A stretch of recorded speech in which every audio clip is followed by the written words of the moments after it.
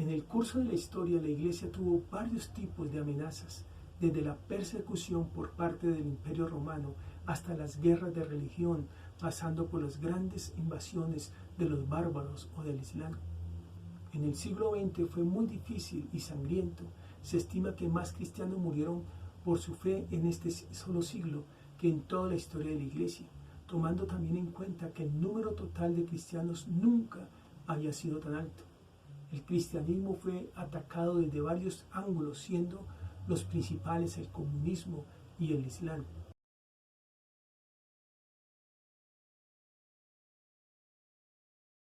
Cien años después que la revolución bolchevique se estrenó en Rusia, el marxismo como experimento sociopolítico para crear un hombre nuevo despojado de su esencia espiritual, el saldo de víctimas de la persecución religiosa llega hasta nuestros días en países bajo el control del comunismo. Dicho de una manera más simple, la causa radica en que para la filosofía marxista la religión es el opio del pueblo, aliada del régimen que propone suprimir.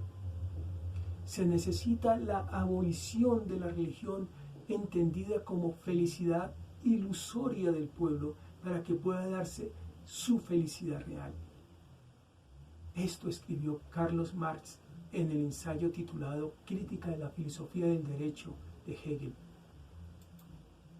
La aplicación de esta concepción filosófica impuesta por Vladimir Lenin y sus sucesores en la Unión de Repúblicas Socialistas Soviéticas terminó encontrando culpables a los creyentes, a quienes persiguió, encarceló y dio muerte.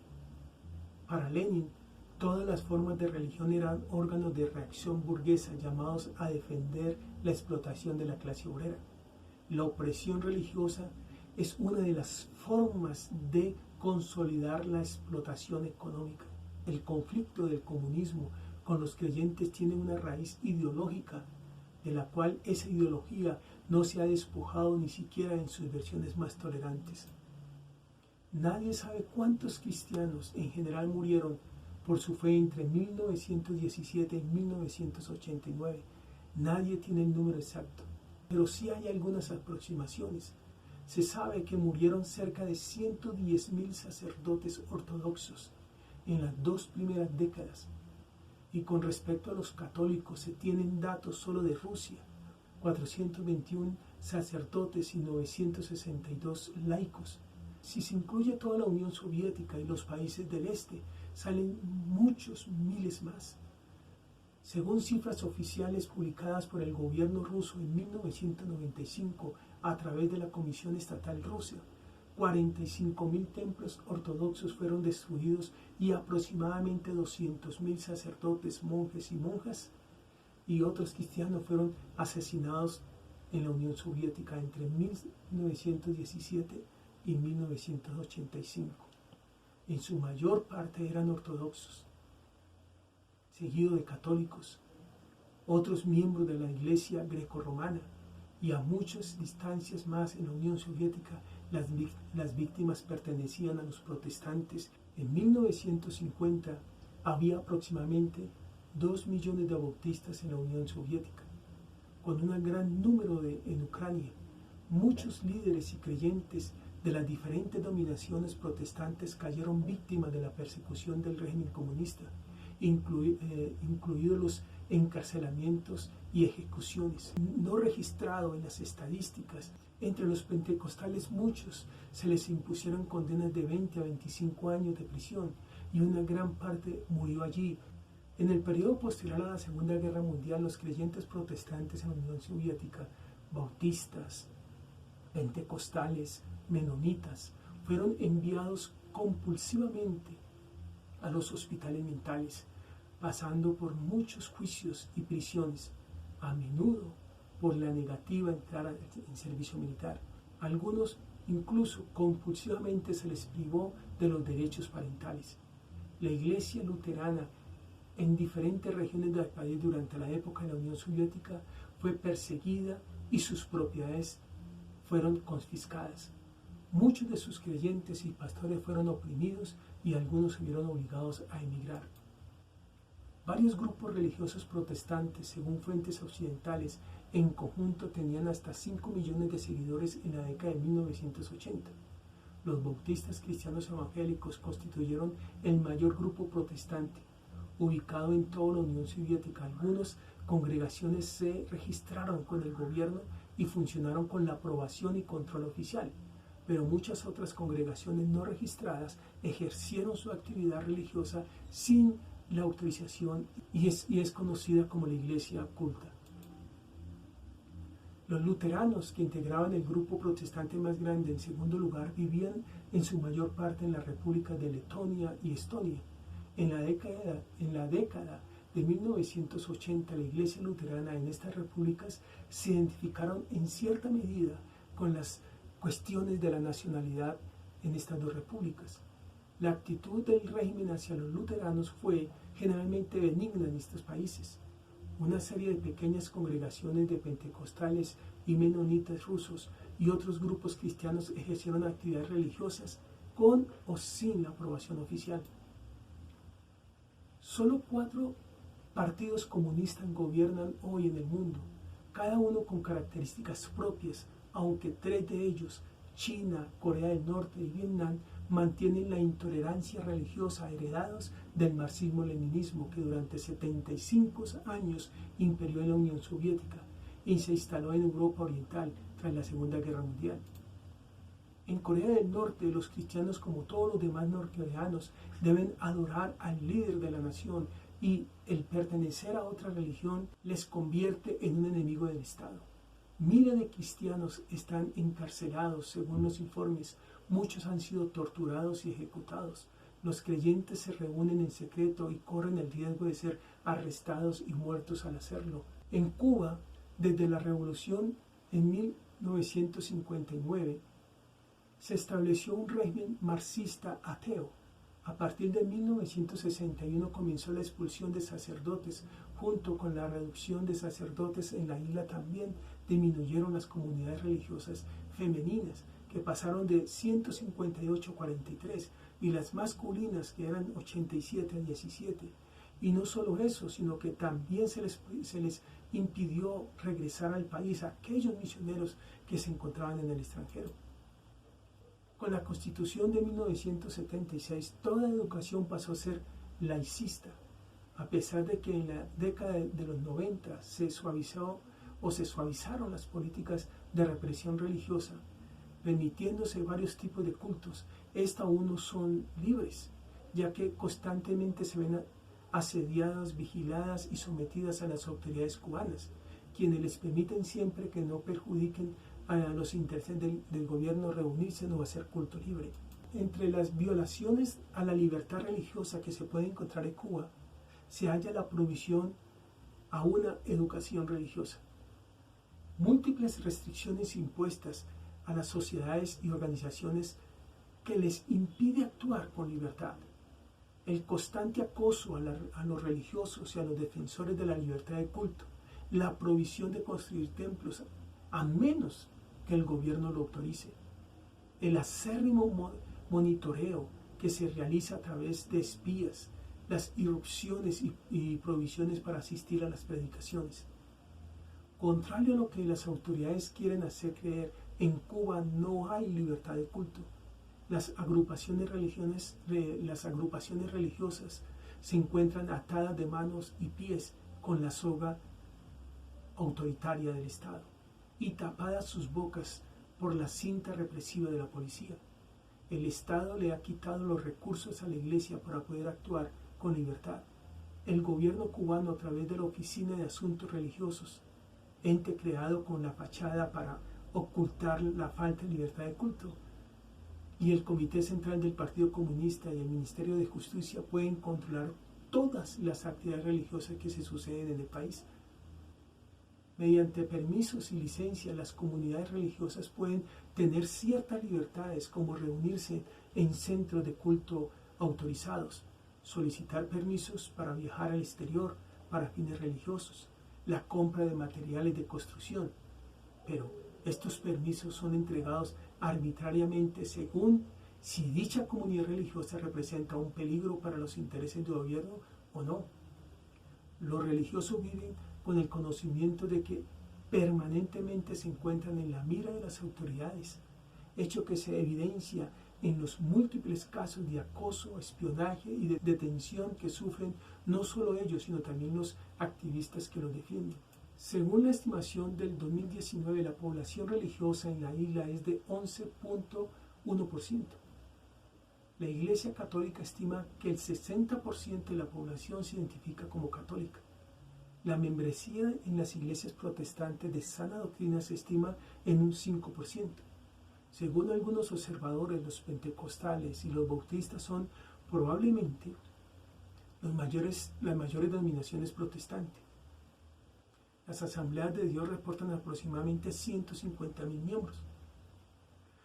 Las 4 conversiones bautistas estiman que su membresía combinada es de más de 100,000.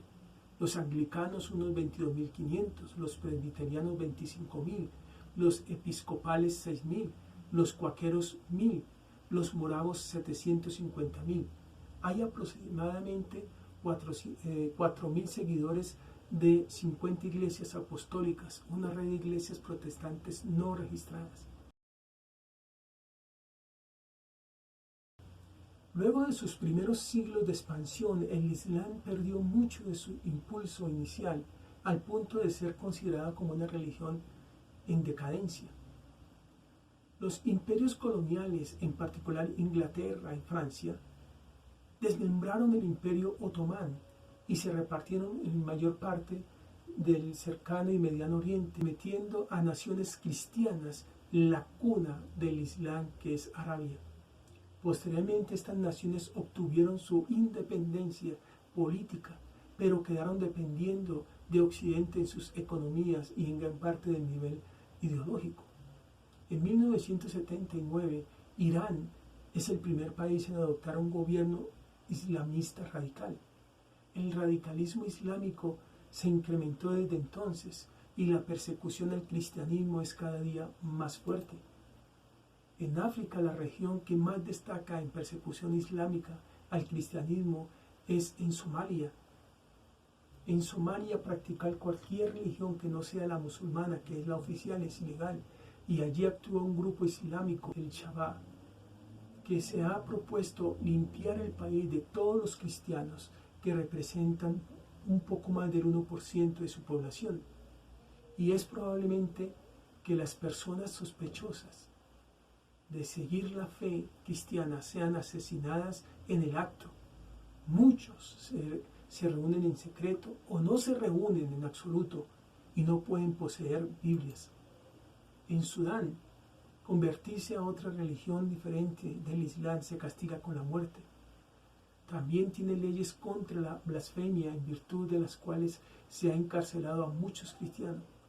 Hay informes de que el gobierno ha atacado a los cristianos con bombas selectivas y se ha hecho de la vista gorda ante los asesinatos de cristianos por parte de otros.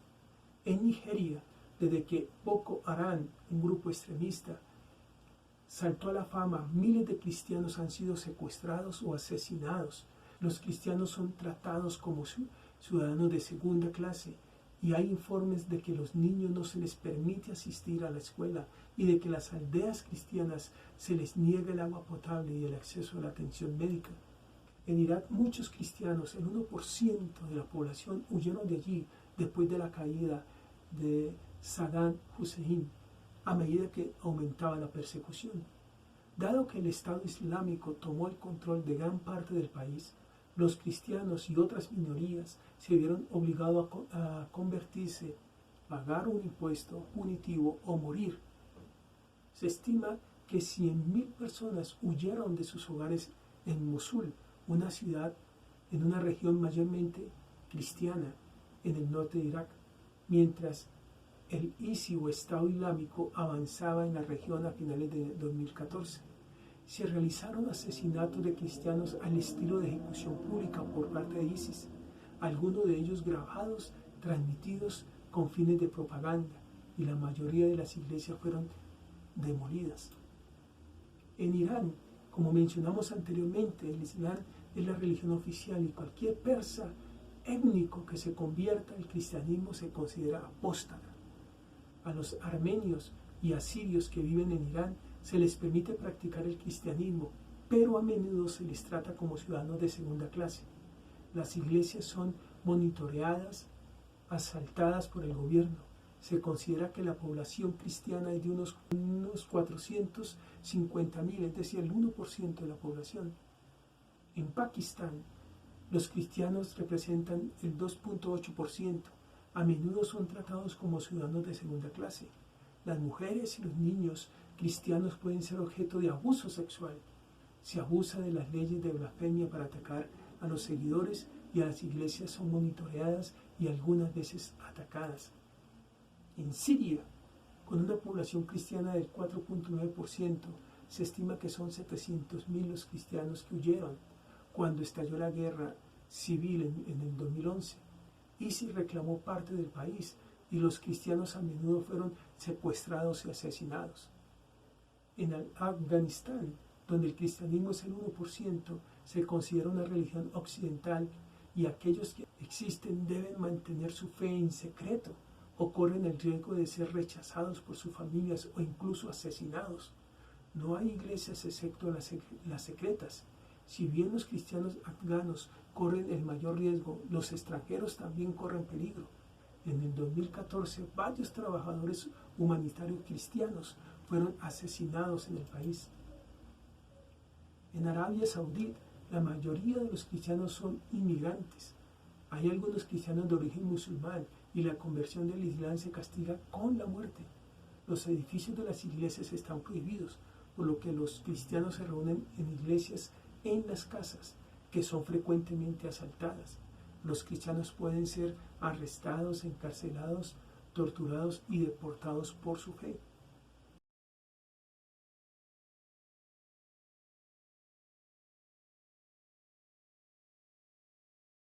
No existe un estudio acerca del número de musulmanes en Colombia. Algunos cálculos hablan hasta de 85.000 en el país, de los cuales unos 1.500 estarían localizados en Bogotá y, contrario a lo que se cree, al menos la mitad de la población musulmana que vive en Bogotá son conversos de origen colombiano.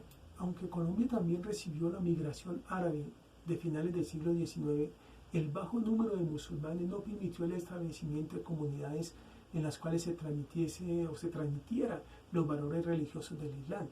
Esto solo fue posible a partir de mediados del siglo XX, cuando la continua migración permitió a algunos pensar en el establecimiento de lugares de oración.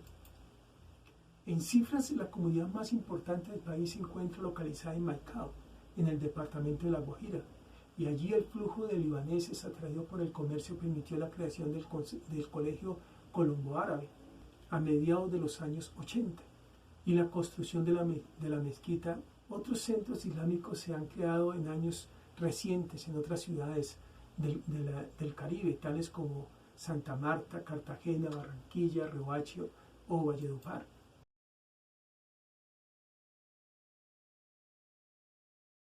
Max Weber fue un sociólogo economista alemán considerado uno de los fundadores del estudio moderno de la sociología y la administración pública. Su obra más reconocida es el ensayo La ética protestante y el espíritu del capitalismo, publicado originalmente en 1904 y 1905 hasta 1920. La obra no deja dudas sobre el efecto causal, la conexión entre el protestantismo y el capitalismo. Incluso, algunos evangélicos dieron por buena esta interpretación de la obra de Weber. Por otra parte, todo un modelo de buen trabajo y de investigación rigurosa, según ellos, un ejemplo a seguir. Una aceptación acrítica de la simbiosis entre protestantismo y capitalismo llevó a que muchos no quisieran saber nada del protestantismo que conducía a ese hijo indeseable, el capitalismo. Por lo tanto, reivindicaron la vuelta a los orígenes al Evangelio puro de Jesucristo sin mediaciones históricas como la Reforma. Para los católicos progresistas, el protestantismo, encima de ser limitado doctrinalmente, era una avanzada del capitalismo sajón y concretamente estadounidense, de sus misioneros, pero Weber no dijo que con el protestantismo surgió el capitalismo como algo nuevo en la historia. Lo que dice es que frente a un capitalismo presente en la historia desde tiempos inmemoriales, de tipo oriental, de ostensión, lujo y derroche, con el protestantismo surge un capitalismo de tipo empresarial, productivo, emprendedor y ahorrativo, al que se deben las grandes empresas de las que hoy nos beneficiamos todos, desde la invención y producción de una simple paraguas o sombrilla a la de una locomotora. En su obra, Weber, como posteriormente el escritor Werner Sombart, en su obra El burgués, recurren a los mismos autores puritanos para mostrar la unanimidad de los teólogos protestantes de la época en su condena de la acumulación de riquezas. La moral puritana en ningún momento favoreció la idea de enriquecimiento sin escrúpulos, que entre los puritanos se dieron grandes empresarios capitalistas, como algunos resaltan para establecer sus juicios al protestantismo. No se debe señalar que dicha grandeza monetaria se deba a la moral puritana. Es más, dice Werner Sombart, el protestantismo se anuncia en principio y en toda la línea como un serio peligro para el capitalismo y en especial para la mentalidad económica capitalista. Escribió, no puede ser de otra forma. El capitalismo vive, se mire como se mire, se valore como se valore, de una mezcla de elementos profanos y terrenales. Por lo tanto, cuanto más ponga los ojos el hombre en los placeres de este mundo, más adeptos encontrará esta doctrina, mereciendo en cambio el odio y la condenación de aquellas personas para las que la vida terrenal no es sino una preparación para el más allá. Toda profundización del sentimiento religioso provoca necesariamente una indiferencia hacia los asuntos y problemas económicos e indiferencia hacia el éxito económico, la cual indiferencia significa debilitamiento y descomposición del espíritu capitalista. Weber, tras sus investigaciones, estableció que bajo la influencia de las religiones protestantes, especialmente el puritanismo, las personas siguieron una vocación secular con el mayor entusiasmo posible. En otras palabras, el trabajo duro y el éxito en la ocupación eran muy valorados en las sociedades influenciadas por el protestantismo. Por lo tanto, una persona que vive de acuerdo con esta cosmovisión tiene más probabilidades de acumular dinero. El capitalismo evolucionó cuando la ética protestante influyó en gran número de personas que se dedicaron al trabajo en el mundo secular, desarrollando sus propias empresas y participando en el comercio y la acumulación de riquezas para invertir.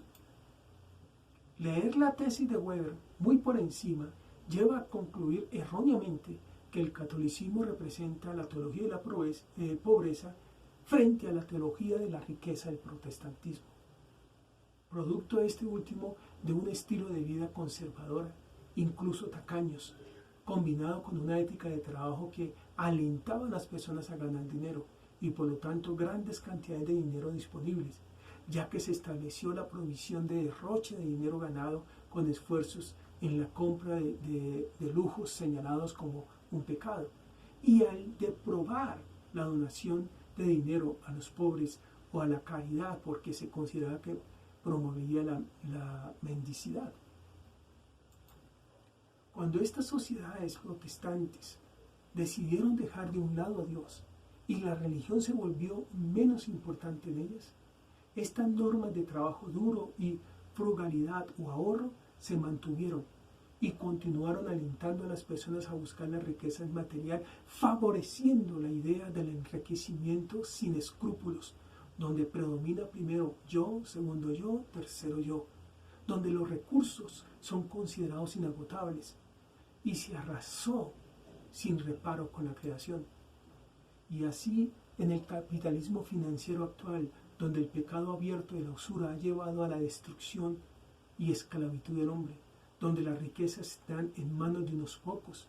Solo el 10% de la población más rica del mundo posee el 87.7% de la riqueza mundial. Solamente el 1% de la población mundial más rica acumula más riquezas que el 99% restante, o sea que poseen más del 50% de las riquezas mundiales.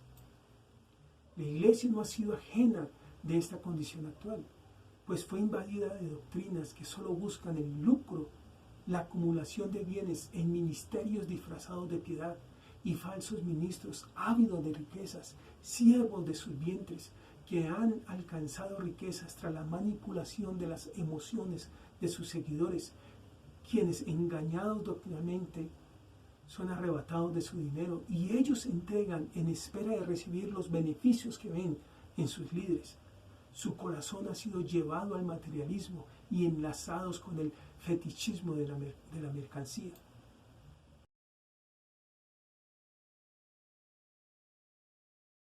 El término materialismo ha sido definido como la práctica de poner mucha importancia y valor en las cosas materiales. Definición nada nueva de lo que es el materialismo. El hombre ha estado inclinado a las cosas materiales desde la caída en el jardín del Edén. Sin embargo, la atracción hacia las cosas materiales ahora es mayor por la gran diversidad de cosas disponibles. La Iglesia de Cristo, con más posibilidades de comprar cosas, hoy en día estamos más tentados al materialismo. Leemos en 1 de Juan, capítulo 2, versos 16 y 17, porque todo lo que hay en el mundo, los deseos de la carne, los deseos de los ojos y la vanagloria de la vida, no proviene del Padre, sino del mundo. Y el mundo pasa y sus deseos, pero el que hace la voluntad de Dios permanece para siempre. De acuerdo a este pasaje, hay tres tipos de tentación: los deseos de la carne, los deseos de los ojos y la vanagloria de la vida. La tentación hacia el materialismo viene a través de tres tipos de tentación. Primero, el deseo de la carne. Este es un deseo hacia mayor bienestar a través de cosas más grandes, templos más grandes, los mejores equipos, la mejor fachada de nuestro templo o nuestra vivienda, muebles muy elaborados, autos muy costosos y ropa de marcas famosas. Todas estas cosas en sí no son malas, a menos que nos obsesionemos con ellas hasta el punto donde siempre andamos antojados por los más grandes y lo mejor, por el hecho de satisfacer nuestra carne y bajo el disfraz de piadoso. El deseo de los ojos. Este es el deseo por aquellas cosas que ni dan mejor uso ni funcionan mejor que tal vez otras de menor calidad o mejor marca. Se desean las primeras porque tal vez se ven mejor o porque podrían hacernos aparentar como más sofisticados o riquillos, pero no tienen absolutamente ningún uso mejor que las otras de menor calidad o de menor marca. En otras palabras, deseamos algo simplemente por su apariencia. La vanagloria de la vida. Este es el esfuerzo que se hace no solamente para mantenernos al mismo nivel que el vecino o el amigo, sino que hay un deseo y esfuerzo por sobresalir en nuestro círculo social, teniendo las cosas superiores en casa, los mejores muebles, los mejores autos, la mejor ropa. Igualmente en el ámbito congregacional, los esfuerzos por estar al mismo nivel o superar a las demás congregaciones de nuestra comunidad, pueblo o ciudad. Las mentiras del materialismo. La Iglesia viene siendo nutrida con mensajes llenos de sutileza materialista. Hoy en día, la primera mentira que dice el materialismo es que nos merecemos todo. En realidad, nada merecemos. Todo lo que tenemos es de parte de Dios, ya sea que se nos ha dado por mano de otro o que lo hemos obtenido a través del esfuerzo del cual Dios nos ha provisto. Lo que reclama la mente o el corazón materialista es: yo me merezco eso o nos merecemos eso. Si creemos que nos merecemos todo lo que obtengamos, siempre estaremos queriendo más y aún más seremos tentados a usar métodos deshonestos para obtener más cosas. Segundo, los hijos de Dios deben tener más que los que son del mundo. Quienes enseñan esta mentira esconden lo que nos dice el Señor en Mateo 6, versos 19 y 21. No os hagáis tesoros en la tierra donde la polilla y el orín corrompe, donde ladrones minan y hurtan, mas haceos tesoros en el cielo, donde ni polilla ni orín corrompen, y donde ladrones no minan ni hurtan, porque donde estuviera vuestro tesoro, allí estará vuestro corazón. De hecho, nosotros tenemos más, pero tal vez no se puede medir en dólares o en pesos. Nosotros tenemos el don de la vida eterna, más los tesoros celestiales obtenidos a través de nuestro fiel servicio. Nada de lo que tiene el mundo se puede ni siquiera empezar a comparar con lo que el creyente tiene en Jesucristo. La tercera mentira del materialismo es: un poco más me dará satisfacción. Esta es la mentira y la decepción más grande del materialismo, pues leemos en Eclesiastés 1:2. Vanidad de vanidades, dijo el predicador, vanidad de vanidades, todo es vanidad. Salomón fue el hombre más rico que se menciona en la Biblia. Él lo tenía todo, pero con todo lo que obtuvo, conoció y aprendió, no alcanzó satisfacción. No importa todo lo que tenga la mente materialista, siempre querrá tener más, y entre más se tiene, mayor es el deseo de tener aún más. Jamás alcanzará satisfacción. El amor al materialismo. Las Escrituras nos dicen en 1 de Juan, capítulo 2, verso 15, no améis al mundo ni las cosas que están en el mundo. Si alguno ama al mundo, el amor del Padre no está en él. Se nos dice en este pasaje, amados hermanos, claramente que es imposible tener un amor ferviente por Dios cuando amamos al mundo. En otras palabras, que si nosotros amamos al mundo, no amamos a Dios. Cristo dijo en Juan capítulo 15, verso 19, no sois del mundo. Y en Juan capítulo 18, verso 36, mi reino no es de este mundo. No se puede amar a Dios y al mundo porque Dios está al otro lado, al lado opuesto del mundo. Amados hermanos, cuando la iglesia, los hijos de Dios, cedemos a la atracción y a las mentiras del materialismo, se manifestará que nuestro amor por las cosas es mucho mayor. Las posesiones tienen como un poder de adición y podemos llegar a amar a las posesiones tanto como el drogadicto quiere a las drogas. Y mientras nuestro amor crece por las cosas materiales, se enfría nuestro amor por Dios. En una congregación materialista, Cristo no es el centro, no es el Señor, aunque se diga o se escriba en las paredes lo contrario. El amor por las cosas del mundo causa que perdamos la visión de las cosas espirituales.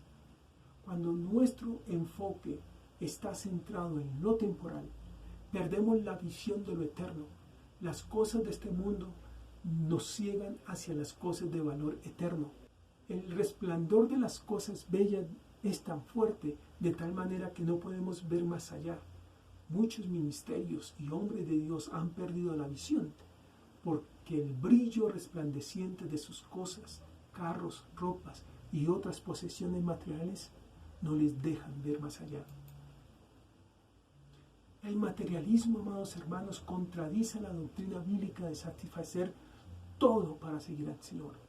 Hoy en día, por la multitud de enseñanzas materialistas, muchos son como el joven rico, que vino al Señor, pero se fue triste porque tenía muchas posesiones que no estaba dispuesto a dejar para seguir a Cristo. La verdad es que por esto cuesta a muchos poner en práctica sus palabras de tomar la cruz y seguirle.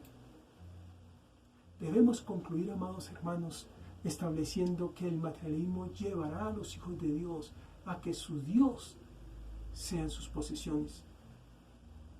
Nuestro verdadero Dios es aquel a quien le damos nuestros pensamientos, tiempo y esfuerzo, y a quien amamos. ¿Hacia dónde está dirigido nuestro tiempo, dinero y esfuerzo?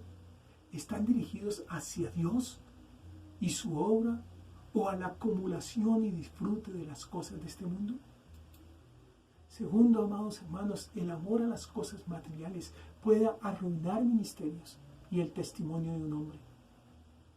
Muchos que en tiempos pasados fueron pastores, evangelistas o misioneros, están fuera del servicio del Señor y ya no son usados por Dios porque cayeron en la trampa del materialismo. Cuando a un pastor lo que más le preocupa es el tamaño de la casa pastoral, la cantidad de diezmo que ingresa, y al evangelista lo que más le interesa es la ofrenda que se le va a dar, y al misionero lo que más le interesa es su bienestar en el campo misionero. Cada uno de ellos está mostrando lo torcido que está su ministerio, y tal vez van a decir que las iglesias ya no los pueden sostener. Y tercero, hermanos, leemos en 1 Timoteo 6:7, porque nada hemos traído a este mundo y sin duda nada podremos sacar. Y en Proverbios 23:5, ¿has de poner tus ojos en la riqueza siendo ningunas? Porque se harán alas como las alas del águila y volarán al cielo. Amados hermanos, solo podemos adueñarnos de las cosas en el tiempo de nuestra vida aquí. Aún así podemos perder esas cosas en un incendio, en una inundación o en la quiebra. De un momento a otro las cosas materiales pueden ser quitadas de nosotros. Y cuando digo adueñarnos como hijos de Dios, sabemos que son prestadas, pues somos administradores, pues todo lo que tenemos le pertenece y nos son dadas por Él. Somos llamados a disfrutar lo que tenemos, a aceptar que nuestras posesiones no son nuestras, sino de Dios. Somos sus administradores.